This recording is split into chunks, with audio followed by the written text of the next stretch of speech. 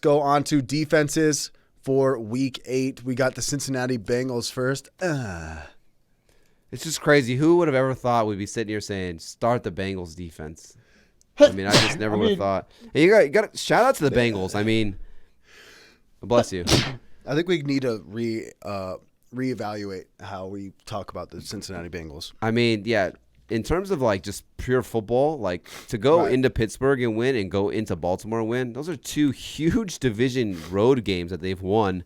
Arguably you could say they lost a couple games. I think the two games they lost were against the Vikings and the Packers, both on field goals. So, they've been playing some good football. I mean, the offense looks good with Joe Donkey, all those receiving weapons that he has. Mixon's looking pretty good. And, this defense is playing some pretty good football as well. But they're going to be in New York against the Jets this week. It's probably one of my favorite streaming defenses for the week. The Jets, or teams that have faced off against the Jets for the defensive scoring, have scored 10 or more points in 5 of the 7 games this year. So I like those trend of that to continue this week with the Cincinnati Bengals, especially when you have, Zach Wilson's out. They go out and they trade for Joe Flacco. I'm assuming he's going to start, not Mike White.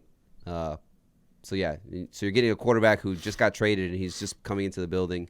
He's been there before. The Jets. Yeah, he's been there for the yeah. Joe Flacco's played for the Jets before, I believe. Right? If I'm wrong, correct me if I'm wrong. So obviously he's probably familiar with that to some degree. But that was back when the Adam Gase era was there, I believe. So yeah, it's just a short week for him to learn the new offense, get up to speed with all the new offensive players, etc. Yeah, give me the Bengals defense. It's pretty crazy. Joe Flacco won a Super Bowl. Yeah.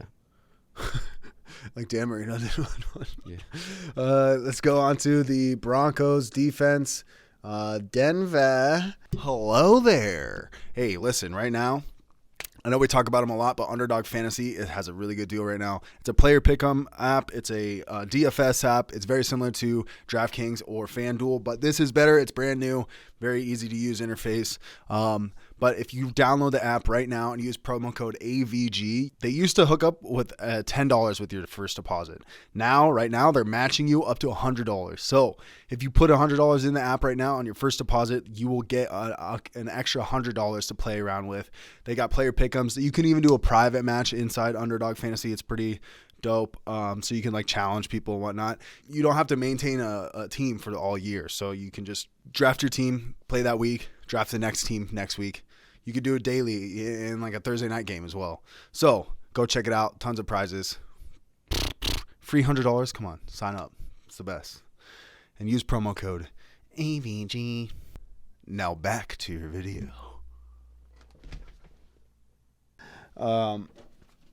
We talked about the Broncos defense before the season started. They played the Washington football team this week at home. You always talk about Mile High Stadium is definitely one of the last real home field advantages. There's some teams where it's not really that big of a home field advantage. So, but the Broncos Mile High, it is. And I think they come back after losing 4 games in a row. I mean, they held the Browns. Obviously, it was Case Keenum, but they held the Browns to a decent total. Yeah. I mean, this one is, Broncos, we were high on them, like Mike said. A couple good games to start the season kind of have fallen off. I know Von Miller got banged up on Thursday night. He left the game, so obviously that impacts the defense, to a certain degree. But at home, hopefully this defense can turn things around here. Heineke has been doing pretty well for the Washington football team, but he's basically like a huck it, chuck it, fuck it kind of guy where he just throws the ball into the air. And I think he's probably fun to watch. Yeah, he could probably get you some like the Terry McLaurin touchdown. It was a huck it, chuck it, fuck it throw where he just threw it up and McLaurin adjusted and out battled the guy in the air for the touchdown. But I don't know if he'll be able to do that this week against the Broncos with all the weapons or all the defenders they have in the secondary for the Broncos. So yeah, I'm not mad at potentially streaming this matchup this week. Yeah, I mean everybody's talking about Trayvon Diggs, but I like Surtain.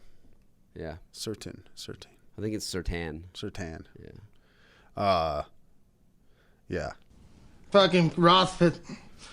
Roethlisberger, the quarterback, was all fucking hug it, chug it, football all night. That's Taylor Heineke. Taylor Heineke, hug it, chug it. Okay, let's go on to the Chicago Bears defense. The Bears. Oh my God, the Bears against the 49ers. It's in Chicago. We're a lot of home teams for defenses this week. I'm not sure what's their percentage rostered.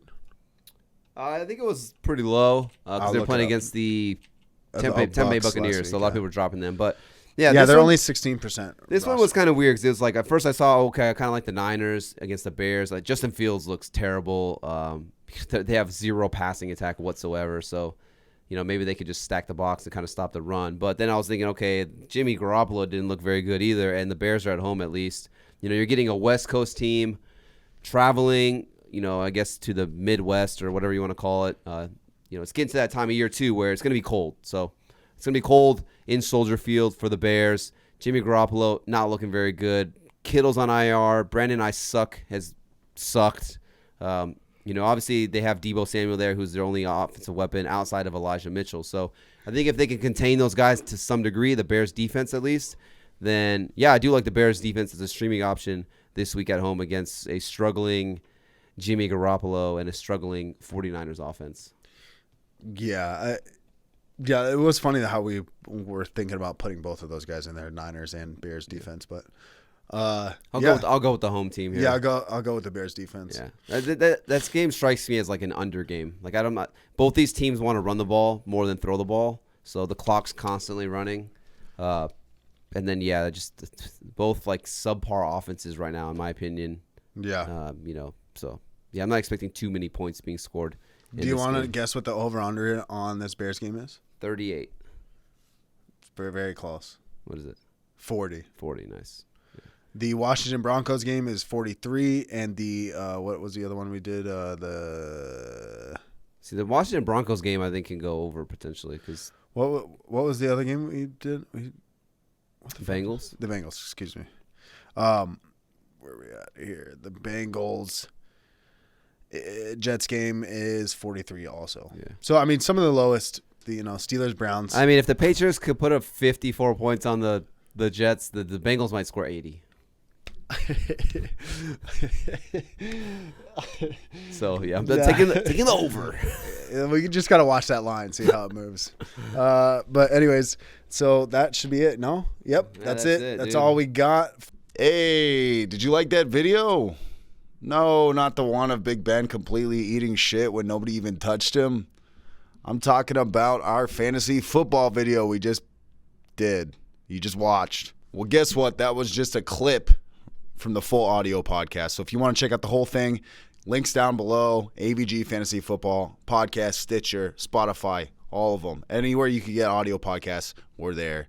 Go ahead and check it out. And if you don't want to look at your fantasy team to look the way Big Ben does right here, wait for it. Come on, replay. This is your fantasy team. But that won't be your fantasy team if you subscribe to AVG Fantasy Football. So go ahead, subscribe and like this video. Subscribe to the channel and like.